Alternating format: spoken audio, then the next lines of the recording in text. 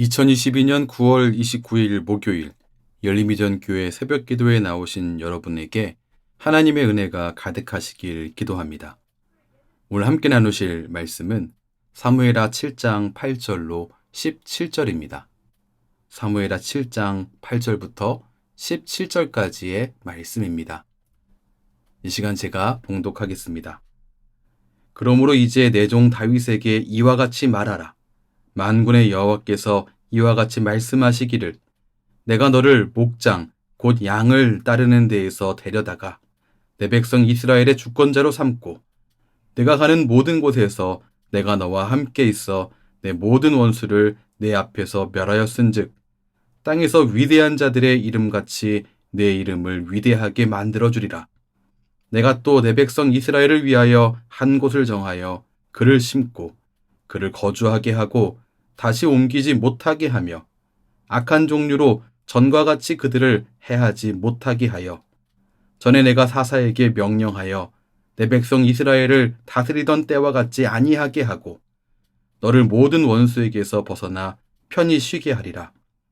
여호와가 또 내게 이르노니 여호와가 너를 위하여 집을 짓고 내 수완이 차서 내 조상들과 함께 누울 때에 내가 내 몸에서 날 내 씨를 내 뒤에 세워 그의 나라를 견고하게 하리라. 그는 내 이름을 위하여 집을 건축할 것이요 나는 그의 나라 왕위를 영원히 견고하게 하리라. 나는 그에게 아버지가 되고 그는 내게 아들이 되리니 그가 만일 죄를 범하면 내가 사람의 매와 인생의 채찍으로 징계하려니와 내가 내 앞에서 물러나게 한 사울에게서 내 은총을 빼앗은 것처럼 그에게서 빼앗지는 아니하리라. 내 집과 내 나라가 내 앞에서 영원히 보존되고 내 왕위가 영원히 견고하리라 하셨다 하라. 나단이 이 모든 말씀들과 이 모든 계시대로 다윗에게 말하니라. 아멘. 사무엘하 7장은 다윗이 성전을 건축하겠다는 마음을 품고 나단 선지자에게 자문하는 것으로 시작합니다. 그리고 오늘 읽었던 이 말씀에서 나단 선지자는 하나님께 계시를 받아서 다윗에게 하나님의 말씀을 전하는 것입니다. 나단을 통해서 하나님이 하신 말씀을 요약하면 다윗의 성전 건축을 허락하지 않으시는 내용입니다. 오히려 하나님은 다윗의 성전 건축 계획에 대하여서 네가 나를 위하여 내가 살 집을 건축하겠느냐라고 말씀하셨습니다. 그리고 11절에서 오히려 여호와가 너를 위하여 집을 짓겠다라고 말씀하고 있습니다. 이 말씀은 하나님이 화내시는 것이 아니고요. 하나님이 다윗이 하고 있는 이 이야기를 흐뭇하게 받으신 내용을 말하고 있습니다. 성전 건축을 거부하셨지만 다윗의 소원을 기뻐하신 겁니다. 그 마음을 귀하게 보신 겁니다. 왜 하나님께서 성전 건축을 거부하셨는가? 그 당시에 이방 신들은 여러 곳곳마다 신전을 짓고 그곳에서 그들에게 경배하는 일들이 진행되고 있었는데요. 그들의 신전은 하나같이 화려하고 웅장했었습니다.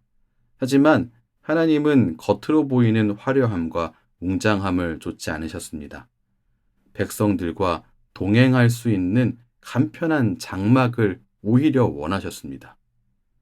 이 장막, 이 성막은 그동안 완전하게 정착하지 못하고 이리저리 돌아다니며 살던 이스라엘과 동행하기에 가장 적합한 하나님의 집이었기 때문에 그렇습니다. 하나님은 성막을 통해서 어디에 가든지 늘 동행하고 보호해 주신다는 약속을 지키셨던 것입니다. 따라서 다윗이 성전 건축을 하겠다라고 하는 이 소원, 이것은 하나님 마음에 맞지 않는 소원이었습니다. 그럼에도 불구하고 다윗이 성전 건축하겠다는 이 마음을 하나님께서 기뻐하시는 이유는 무엇인가? 다윗이 자신이 평안히 살 때에도 하나님을 생각했다는 데에서 찾을 수 있습니다. 1절 말씀을 보시면 여호와께서 주위의 모든 원수를 무찌르사 왕으로 궁에 평안히 살게 하신 때에 이렇게 말씀이 시작하고 있습니다. 다윗이 하나님의 성전을 짓겠다 라고 말한 이때가 아주 평안한 때라는 사실입니다. 상당히 많은 사람들이 편안할 때보다 어려운 때, 고민이 있을 때, 환란의 때에 하나님을 더 많이 생각하고 하나님을 더 많이 찾습니다. 하나님께 더 많이 나아갑니다. 우리 기독신앙인만 그런 것은 아닙니다. 고려시대의 팔만대장경 역시 그렇습니다. 13세기 중반에 몽골의 침입을 물리치기를 기원하고자 국가가 주도하여서 조성한 그것이 바로 팔만대장경이었습니다. 그런데 지금 다윗은 언제 하나님을 찾고 있는가? 다윗은 평안한 때에 그때에만이 아니라 평안한 때에도 하나님을 찾고 있습니다. 다윗은 그러면 평안한 때만 하나님을 찾았습니까? 아니죠. 다윗은 환란의 때에도 하나님을 놓치지 않았습니다. 환란이든 평안이든 언제든지 하나님 앞에 서 있는 사람이 바로 다윗이었습니다. 시편 16편 8절 말씀에 이렇게 기록되어 있습니다. 내가 여호와를 항상 내 앞에 모심이요. 이 말씀은 다윗이 언제나 항상 하나님을 보았다라고 한 뜻입니다. 그의 상황이 어떠하든지 좋든지 나쁘든지 급박하든지 평안하든지 상관하지 않고 언제나 하나님을 바라보았다라고 하는 것인데 이것이 하나님을 기쁘시게 하는 일이었습니다. 또한 다윗이 성전 건축하겠다는 이 마음을 하나님께서 기뻐하신 이유는 그가 하나님께 드릴 것을 생각했다라는 데서 찾아볼 수 있습니다. 2절입니다. 나는 백향목 궁에 살거늘 하나님의 궤는 휘장 가운데 있도다. 다윗은 자신이 편안하게 살고 있는 이곳 백향목으로 만들어진 궁에 살고 있는데 하나님에게는 상대적으로 누추한 장소, 못한 곳에 있다라고 하는 게 너무나 마음에 걸렸습니다. 다윗의 다음 왕 솔로몬은 다윗이 물려준 백향목 궁에 만족하지 못하고 새로운 왕궁을 14년 동안 건축했습니다. 이렇게 생각해 볼 때 다윗이 지금 살고 있는 백향목 궁이 왕궁으로서 사치스러운 그런 수준은 아니었다라고 생각해 볼 수 있습니다. 그는 자신이 하나님보다 편안하게 있는 게 불편했습니다.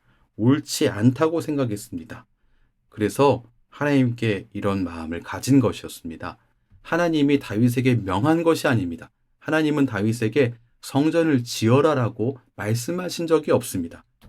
다윗은 자신이 하나님보다 평안하게 있는 게 옳지 않다고 생각했습니다. 이런 다윗의 모습을 하나님은 기뻐하셨습니다. 그래서 하나님은 다윗에게 복을 약속하셨는데요. 8절과 9절 상반절을 보시면 하나님께서 이미 다윗에게 주신 복이 있음을 확인할 수 있습니다. 첫 번째는 목자에서 왕이 되게 하신 것입니다. 두 번째는 하나님과 다윗이 동행하게 된 것이죠. 세 번째는 다윗의 원수들을 멸하신 겁니다. 이미 주신 것이 있으니 하나님의 은혜와 사랑, 하나님의 복은 더 이상 없을까요? 다윗에게 복을 약속하셨는데 이미 너가 가진 게 많이 있네. 그러니까 이 정도면 됐어. 이렇게 하나님께서 말씀하실까요? 그렇지 않습니다. 하나님은 풍성하신 분이십니다. 하나님은 은혜 위에 은혜를 주시는 분이십니다.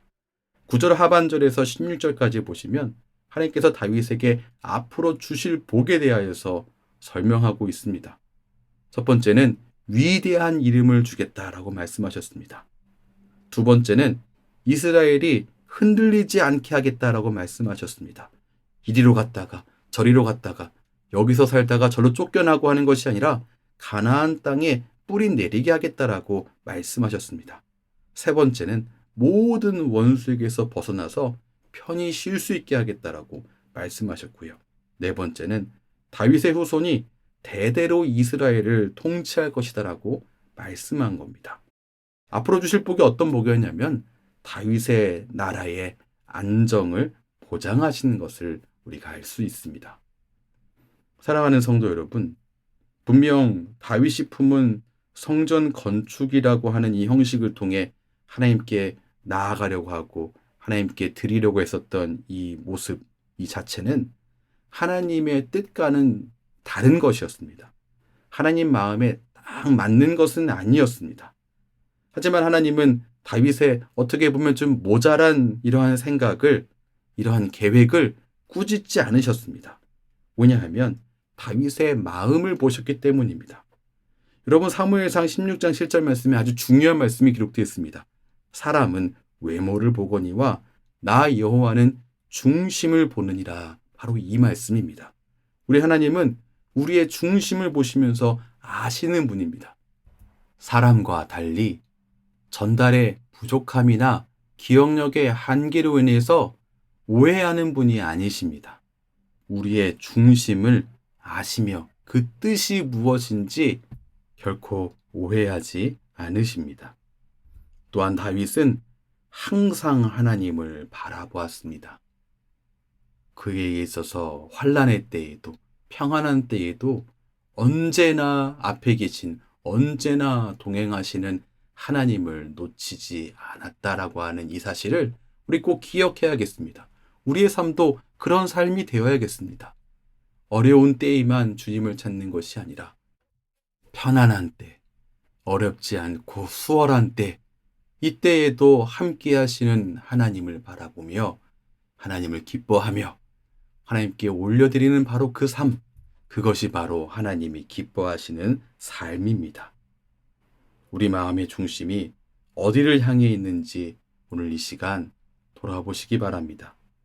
정말로 주님을 어느 때에도, 기쁠 때에도, 슬플 때에도, 급박한 때에도, 평안한 때에도 바라보시는 귀한 주님의 자녀가 되시기를 바랍니다. 오늘 이 아침 하나님께서 우리 안에 하나님을 향한 다윗과 같은 그 순수한 사랑, 그 순전한 마음을 다시금 회복시켜 주시는 은혜가 있기를 간절히 소망합니다. 기도하겠습니다. 하나님, 하나님을 바라보며 언제나 하나님께 감사로 나아가고 하나님 중심으로 살아갔던 이 다윗을 놓치지 않게 해 주시옵소서. 다윗이 가진 성전 건축에 대한 생각은 하나님의 깊으신 뜻과는 다른 부족한 생각이었습니다. 하지만 하나님은 다윗의 중심을 보셨습니다.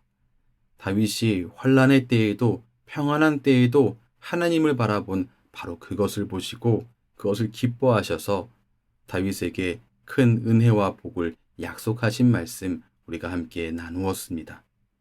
하나님, 우리의 이 중심이 날마다 하나님을 바라보는 것 되기를 놓치지 않기를 원합니다. 다윗처럼 어느 때에도 어떠한 때에도 항상 동행하시는 하나님의 그 사랑처럼 우리 또한 항상 하나님 앞에 사랑으로 감사로 올려드리는 바로 그 삶을 살아갈 수 있도록 주님 우리를 붙잡아 주시옵소서. 오늘 이 아침 하나님 우리 안에 하나님을 향한 이 순수한 사랑을 회복시켜 주시옵소서. 귀한 은혜를 주님께 간구하오며 예수님 이름으로 기도합니다. 아멘. 우리 주 예수 그리스도의 크신 은혜와 하나님 아버지의 무한하신 사랑과 성령 하나님의 인도하심이 주님의 귀한 자녀의 모든 삶 가운데 때마다 일마다 충만하게 넘치시기를 축원하옵나이다. 아멘.